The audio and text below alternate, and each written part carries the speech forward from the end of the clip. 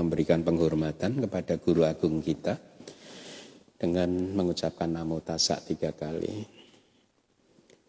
Namo Tassa Bhagavato Arahato Samma Sambuddhassa.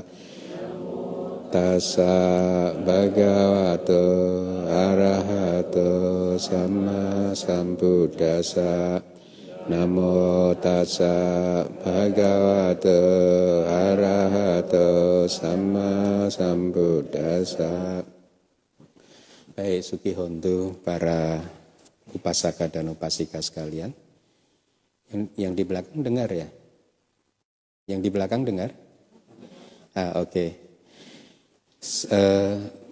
Pagi hari ini saya akan menyampaikan, sebenarnya apa yang akan saya sampaikan ini awalnya saya tujukan untuk upasika Yulia Halim atas pertanyaannya tentang apa waktu itu pencuri dhamma ya.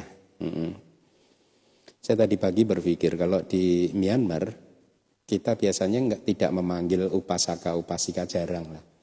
Kita manggilnya kalau bahasa Myanmar daka, kalau untuk laki-laki, untuk perempuan dakama. Itu berasal dari kata dayaka dan dayika. Jadi kalau yang laki itu dayaka, yang perempuan dayika. Tapi mereka punya istilah lagi, dayaka dan dayika tadi untuk yang usianya masih mungkin 40 ke bawah atau 50 ke bawah bahkan. Kalau yang sudah berusia 50 tahun ke atas, istilah mereka menjadi dekaji, dekamaji gitu. Artinya dayaka yang senior, dayika yang senior, itu yang sudah tua gitu. Ya, itu apa yang muncul di pikiran tadi pagi. Nah, kebetulan pagi ini saya ingin menjawab pertanyaan tadi dari Dayika Yulia Halim. Tadi Dayaka ini juga bertanya, siapa namanya tadi? Dayaka Agan bertanya, katanya pertanyaan dari temannya ya. Apakah seorang Sotapanna dan yang di atasnya itu harus mempunyai jana? Jadi 2 pertanyaan itu yang akan saya jawab sekaligus pagi hari ini. Saya akan merujuk pada Suksima Sutta. Suksima itu nama seorang paribajaka, seorang pengembara fakir yang eksis di zaman Buddha Gotama. Sutta ini ada di Anguttara Sangyutta Nikaya. Sangyutta Nikaya. Jadi sutta ini berlangsung seperti ini. Pada suatu hari Buddha sedang tinggal di Rajagaha, ya, di Wihara Weluwana, ya. Dan pada saat itu popularitas Buddha sudah sangat berkembang.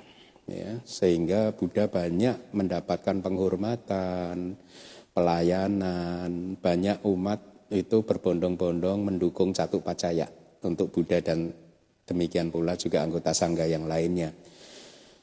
Jadi sedemikian populernya Buddha dan para muridnya sehingga hal tersebut berdampak pada aliran-aliran spiritual di luar Buddhism, di luar ajaran Buddha. Jadi para pengembara fakir yang merupakan salah satu aliran spiritual yang eksis di zaman Buddha mulai kehilangan pamornya, kehilangan popularitasnya karena umat-umat sudah mulai tidak mendukung lagi gitu. Ya, dukungan semua mengalir ke Buddha dan para muridnya.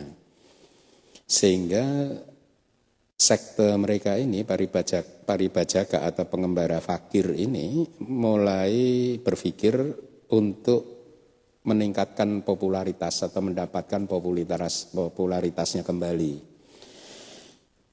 Akhirnya singkat cerita mereka meminta Susima, salah seorang pengembara fakir yang disebutkan sebagai ketua dari semua kelompok paribajaka ini, ya, sebagai sesepuhnya gitu, untuk mencuri dhamma. Jadi para paribajaka ini mengharapkan Susima mau masuk ke lingkungan Buddha, mendapatkan penahbisan sebagai seorang biku, belajar ajaran Buddha dan mempraktekkan ajaran Buddha hanya dengan maksud untuk mencuri. Setelah dia memahami dan juga mempraktekkan ajaran Buddha, dia lepas jubah kembali ke kelompoknya lagi untuk mengajarkan ajaran Buddha tersebut di kelompoknya tersebut supaya popularitas mereka kembali lagi gitu. Jadi awalnya tujuannya hanya seperti itu, Yulia. Nah, dilakukan sama Susima gitu. Susima pun ke Weluwana tadi, wihara Weluwana, ya. Tapi dia berpikir, kalau saya langsung menemui Buddha tentu sangat sulit karena Buddha popularitasnya udah tinggi sekali, sibuk begitu ya. Pasti kalaupun bisa bertemu hanya akan bisa melihat saja karena banyak umat, raja dan lain sebagainya begitu, sehingga dia berpikir pasti dia tidak akan dapat kesempatan untuk berbicara dengan Buddha. Nah, akhirnya Susima memutuskan untuk menemui Yang Arya Ananda. Terjadilah percakapan antara mereka berdua dan Yang Arya Ananda berpikir, ini orang dari sekte lain nih. Saya tidak mengetahui niat dia apa gitu. Akhirnya Susima memutuskan untuk membawa dia untuk langsung bertemu Buddha. Ya, seperti yang kita ketahui, Yang Arya Ananda ini kan asisten pribadinya Buddha kan. Nah, pada saat sudah berhadapan-hadapan dengan Buddha, sudah memberi penghormatan dan sudah duduk begitu, tiba-tiba itu satu persatu banyak biku yang datang satu persatu dan melaporkan kepada Buddha pencapaian kearahantaan mereka. Jadi para biku, kalau di kitab komentar dijelaskan, sebelum wasa beberapa biku menemui Buddha dan minta petunjuk teknik meditasinya. Dan setelah itu mereka mempraktekkan teknik meditasi dari Buddha selama 3 bulan masa wasa. Dan selama 3 bulan itu banyak yang menjadi arahat, mencapai buah kearahantaan. Singkat cerita, mereka datang melaporkan pas Susima ada di sana. Ya, satu persatu melaporkan kearahantaan mereka. Susima mendengar begitu. Nah, sementara biku itu datang satu persatu, banyak kalau di kitabnya itu disebutkan ya. Nah, setelah habis bikunya dan Susima juga selesai ini dengan Buddha, mereka bertanya nih kepada biku gitu, para biku itu. Anda tadi mengatakan di depan Buddha bahwa Anda mencapai buah kearahantaan. Ya, benar. Lalu dengan realisasi Anda itu, apakah Anda memiliki, ini saya singkat saja ya, saya persingkat ya. Apakah Anda memiliki panca abinya, 5 kesaktian ya, yaitu bisa merubah bentuk dari satu menjadi banyak, dari banyak menjadi satu, bisa terbang ke angkasa, bisa menyelam ke bumi gitu dan seterusnya. Mereka menjawab, tidak, saya tidak punya itu gitu. Kemudian dibacaku telinga Adikodrati ya, terus dibacaku, kemudian mata dewa, mata yang Adikodrati, kemudian membaca pikiran orang lain, dan kemudian apakah kalian juga mengingat kehidupan-kehidupan lampau kalian? Di masa lalu kalian pernah lahir sebagai ABC dengan nama ABC ya, hidup di kota ABC? Enggak. Nah, jadi terus Susima bertanya lagi, dia udah mulai bingung nih, arahat kok nggak punya 5 kesaktian tadi gitu. Susima bertanya lagi, apakah kalian mencapai rupa jana dan arupa jana? Dijawab tidak. Nah, di sini dia udah yakin ini pasti pada salah ini gitu. Ya. Karena dalam konsep dia seorang arahanta itu pasti harus sakti dan pasti harus mempunyai jana. Jadi ini menjawab ya. Nah, akhirnya saking bingungnya Susima berkata kepada para arahanta tadi, bagaimana ini? Kalian mengatakan tadi bahwa kalian adalah arahanta. Tapi kenapa kalian, dan sekarang kalian mengatakan bahwa kalian tidak punya 5 abinya, tidak punya jana juga. Bagaimana bisa ini terjadi? Jadi menurut Susima nggak mungkin bisa seperti itu. Kalau Arya pasti harus punya jana. Para arahanta menjawab, kami terbebaskan oleh kebijaksanaan, panya wimuta. Ya, ini juga penting ini. Jadi mereka ini terbebaskan oleh kebijaksanaan, bukan terbebaskan oleh konsentrasi, oleh jana dan rupa dan arupa jana tadi gitu. Apa itu maksudnya? Dia tambah bingung kan? Saya tidak bisa menjelaskannya, tapi para biku berkata, kamu paham, baik kamu memahaminya atau kamu tidak memahaminya, yang pasti kami terbebas oleh kebijaksanaan. Gitu. Nah akhirnya Susima menemui Buddha untuk mendapatkan klarifikasi atau penjelasan dari Buddha. Dia menceritakan tadi kejadiannya tadi kepada Buddha sampai kemudian dia mengatakan para biku, para arahanta itu mengatakan kami terbebaskan oleh kebijaksanaan. Apa maksudnya itu? Buddha juga menjawab singkat gitu. Nah, tapi sebelumnya saya ingin sampaikan lagi, di kitab komentar dijelaskan sebenarnya yang Arya Ananda kan tadi agak curiga nih apa maksud si Susima ini, tapi Buddha tahu nih bahwa Susima ini sudah matang ini. Nanti akan menjadi arahanta hari itu juga, makanya Buddha melayaninya gitu. Ya. Karena Buddha tahu bahwa Susima ini sebentar lagi jadi arahanta juga. Nah, saya lanjutkan. Jadi Susima menceritakan, akhirnya Buddha mengatakan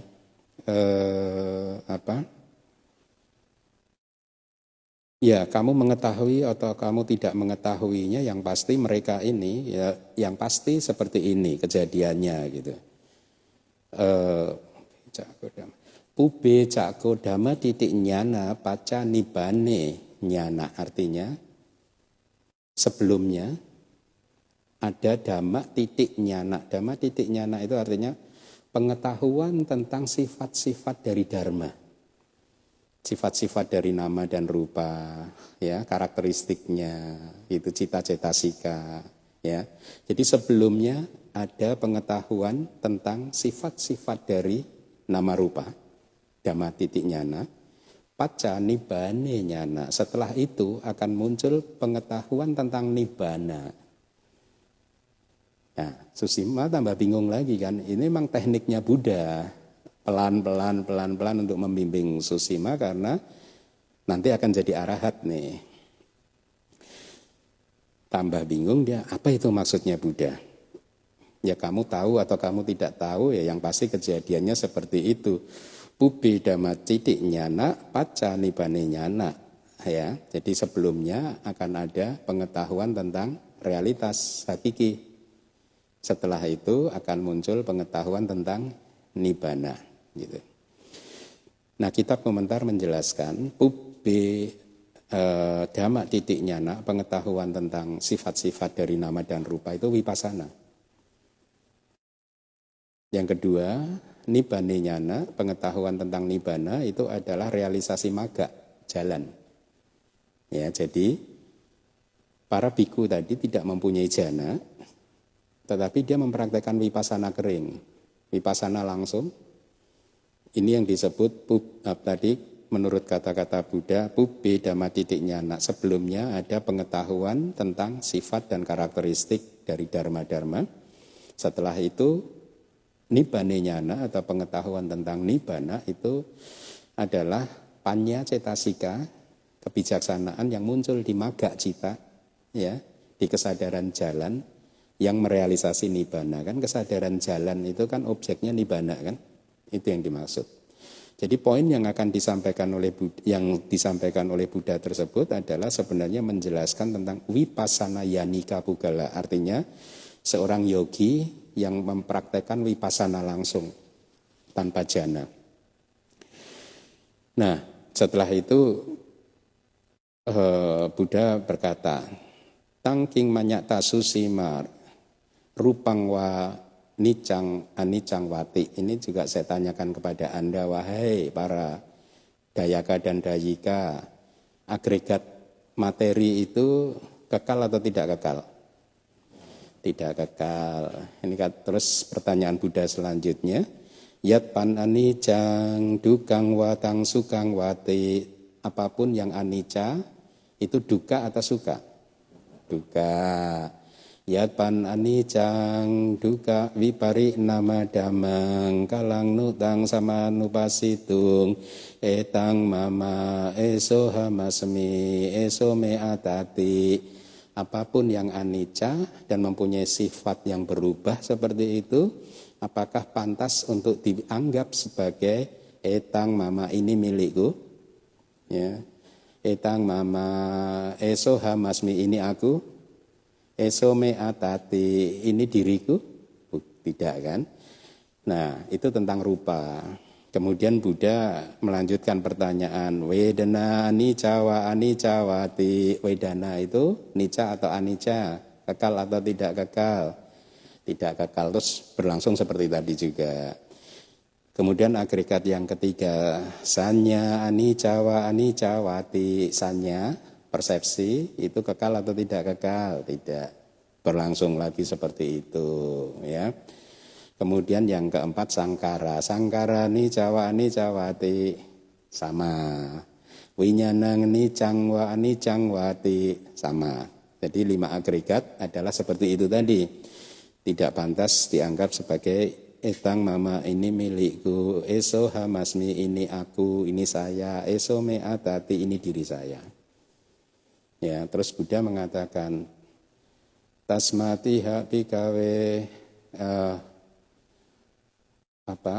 rupa semingpi nipindati ewang pasang susima. Ketika kamu sudah melihat seperti itu, rupa semingpi nipindati, apakah kamu menjadi jijik terhadap materi?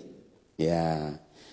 Terus Buddha mengatakan rupa semingpi nipindati, seseorang akan menjadi jijik terhadap pancakanda atau terhadap materi dalam hal ini. Nipindang wirajati, setelah merasa jijik, orang tersebut akan menjadi tidak bernafsu lagi terhadap pancakanda. Dalam arti positif ya. Nipindang wirajati, wiraga wimucati, ketika sudah menjadi tanpa nafsu terhadap pancakanda, dia akan terbebas. Ya, nipindang wiraga wimucati wimuti wimutamiti nyanang hoti, ketika dia sudah terbebas akan muncul. Nah ini juga poin. Biasanya sebagian besar orang ketika dia merealisasi maga dan palak, dia tahu. Ya, dia tahu, jadi dia tidak butuh lagi deklarasi dari orang lain. Dia sendiri tahu, makanya kalimatnya wimutangiti nyanang hoti, ketika dia sudah terbebas akan muncul pengetahuan bahwa saya sudah terbebas. Ya. Nah, kemudian kina jati usitang brahmacari yang katangkaran yang na parangita tayati pajanati, dia juga tahu bahwa kelahiran sudah dihancurkan. Ya. Kina jati usitang brahmacari yang kehidupan yang mulia sebagai biku sudah dijalani dengan tuntas. Katangkaran yang dan what should be done, apa yang harus dikerjakan sudah dikerjakan.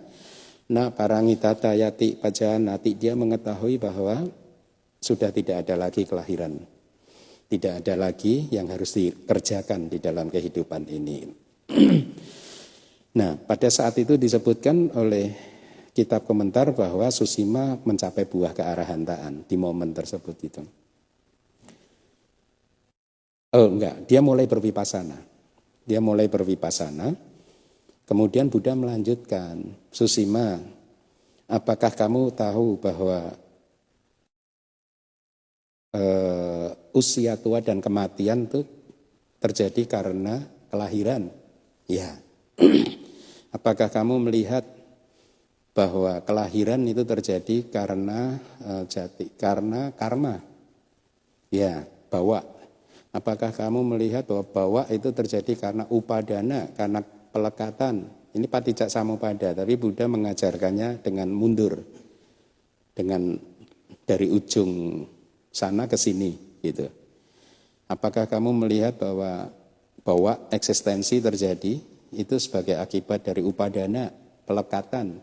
Ya. Apakah kamu melihat pelekatan ini muncul karena adanya tanha, nafsu kehausan? Ya, saya melihat. Apakah kamu melihat bahwa tanha ini muncul karena ada perasaan? Gitu. Anda itu kan bernafsu terhadap sesuatu kan sebenarnya memenuhi perasaan Anda. efek dari munculnya perasaan tersebut? Ya, saya melihat. Apakah kamu melihat bahwa perasaan ini muncul karena adanya 6 landasan indriawi? Mata, telinga, dan lain sebagainya? Ya, saya melihat. Apakah kamu melihat bahwa 6 landasan indriawi ini muncul karena ada nama dan rupa? Ya, saya melihat. Apakah kamu melihat nama rupa ini muncul karena adanya sangkara, formasi-formasi karma? Ya, saya melihat. Apakah kamu melihat formasi karma ini muncul karena adanya awija? Ya, saya melihat. Jadi dia mulai berwipasana ini, ya, ketika mendengarkan penjelasan Buddha tadi. Dan kemudian Buddha melanjutkan lagi. Sekarang Susima, apakah kamu melihat bahwa usia tua dan kematian ini akan berhenti kalau kelahiran berhenti? Ya, saya melihat. Kamu melihat kelahiran ini akan berhenti kalau karma berhenti? Ya, saya melihat. Kamu melihat bahwa ini tadi, eksistensi tadi akan berhenti kalau upadana berhenti? Ya. Kamu melihat pelekatan ini berhenti, upadana karena upadana tanhanya berhenti? Ya, saya melihat. Kamu melihat tanha berhenti karena perasaan berhenti? Ya, saya melihat. Kamu melihat perasaan berhenti karena 6 landasan indriawi berhenti? Ya, saya melihat. Kamu melihat 6 landasan indriawi ini berhenti karena nama dan rupa berhenti? Ya, saya melihat. Kamu melihat nama rupa ini berhenti karena formasi-formasi karma berhenti? Ya, saya melihat sangkara. Kamu melihat sangkara ini berhenti karena awija berhenti? Ya, melihat. Dan pada saat itu Susima sudah jadi arahanta. Jadi ini proses wipasana Susima. Kemudian Buddha melanjutkan lagi, Susima, ketika kamu sudah melihat seperti itu, sudah mengetahui seperti itu, apakah kamu memiliki panca abinya tadi sekarang? 5 kesaktian yang duniawi? Tidak. Terus Buddha mengatakan, ketika kamu sudah melihat seperti itu, sudah mengetahui seperti itu, apakah kamu memiliki jana, rupa jana dan arupa jana? Tidak. Ya. Nah, kemudian Buddha mengatakan lagi bahwa itulah mengapa Pubbe dhamma titik nyana paca nibane nyana. Sebelumnya itu adalah pengetahuan tentang sifat atau karakteristik dari nama rupa, itu harus muncul. Dan itu terjadinya di wipasana. Setelahnya adalah pengetahuan tentang nibbana, itu muncul di magga cita. Ya. Nah, akhirnya Susima sebagai seorang arahat berterima kasih kepada Buddha, bersujud, dan kemudian dia menyatakan kesalahannya tadi. Sebenarnya saya kesini karena diminta oleh kelompok saya mewakili mereka untuk mencuri dharma. Dan untuk kesalahan tersebut saya memohon Buddha memaafkan saya. Dan Buddha berkata, Susima, tidaklah baik menjadi seorang pencuri dharma. Bahkan seorang pencuri materi-materi yang duniawi pun apabila dia tertangkap oleh raja, dia akan diikat, ya, diikat tangannya, kakinya, dibawa, diarak keliling kota, diumumkan bahwa dia adalah pencuri, dan akhirnya dia akan dieksekusi, akan dibunuh. Bahkan pencuri yang duniawi seperti itu mengalami kejadian yang seperti itu. Menurut kamu itu menyakitkan tidak? Menyakitkan, Bante. Terus Buddha mengatakan, nah, pencuri dharma itu hasilnya lebih menyakitkan dari itu. Ya, karena akan membawa yang bersangkutan terlahir di neraka. Ya, karena niatnya tidak baik tadi itu. Gitu.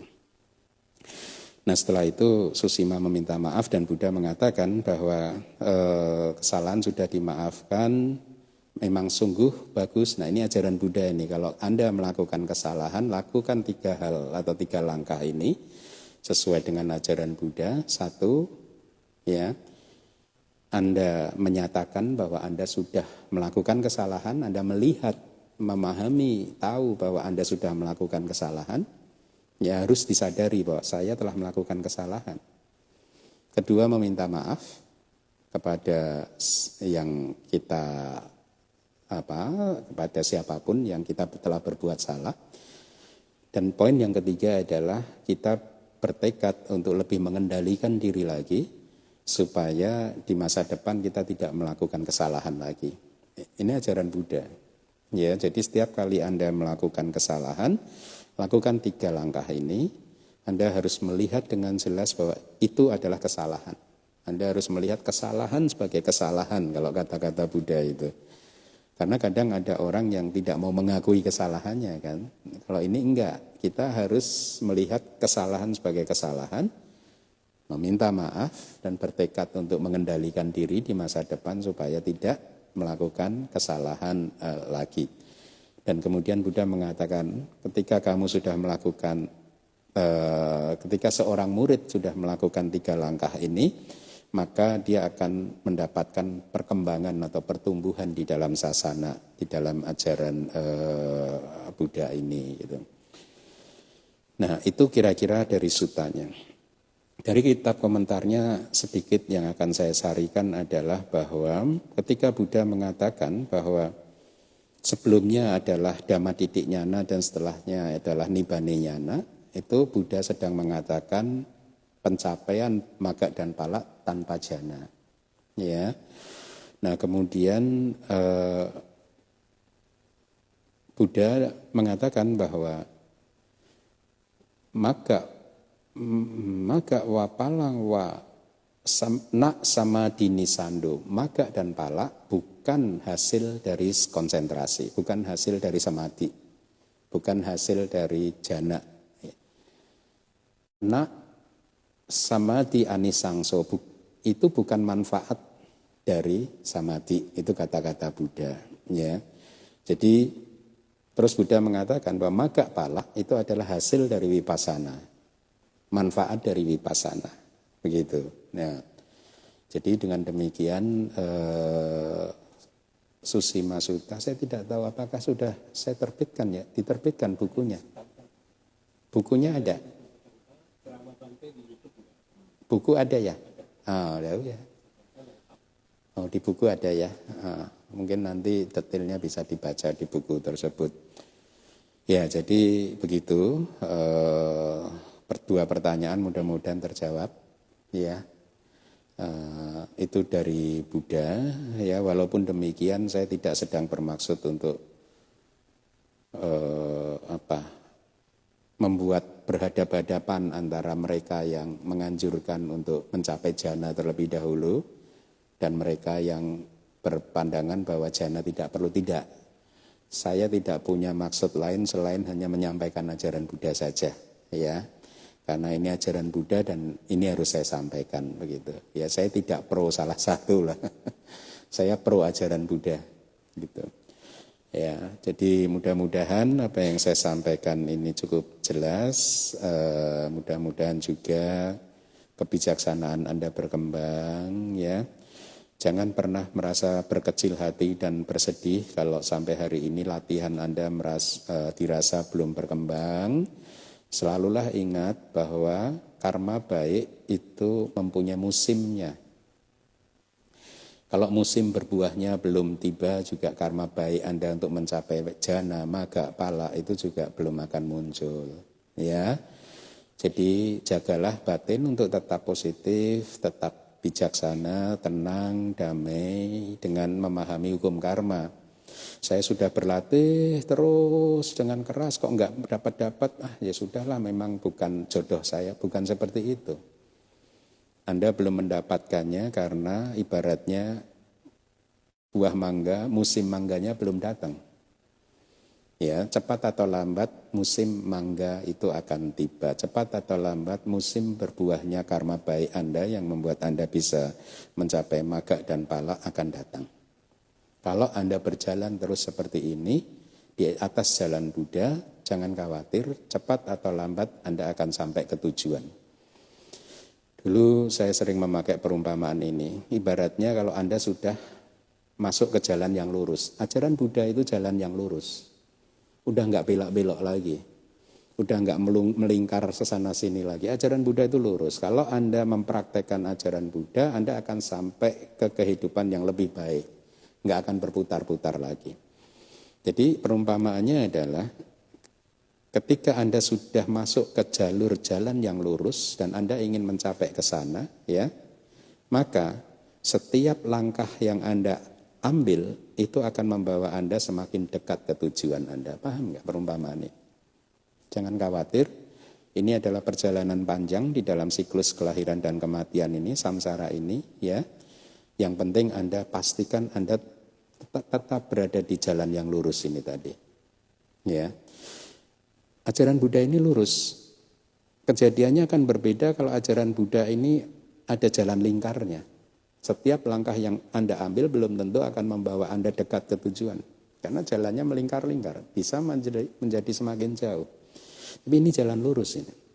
Jadi kalau Anda udah pastikan Anda udah masuk ke jalur ini, maka setiap langkah akan membawa Anda menjadi lebih dekat ke tujuan hingga akhirnya Anda sampai ke tujuan. Kalau Anda tidak berhenti melangkah, maka teruslah mengucapkan aspirasi bahwa di dalam kelahiran ini, ya, hingga nanti saya merealisasi nibbana, saya akan terus berlindung kepada Buddha, Dhamma, Sangha. Aspirasi itu seperti pagar. Seperti pagar yang memagari Anda supaya Anda tidak keluar dari pagar. Ya, seperti bahkan cara bekerjanya kalau menurut saya itu seperti alarm itu. Ketika Anda tertidur kelamaan, tiba-tiba alarmnya berbunyi, Anda terbangun.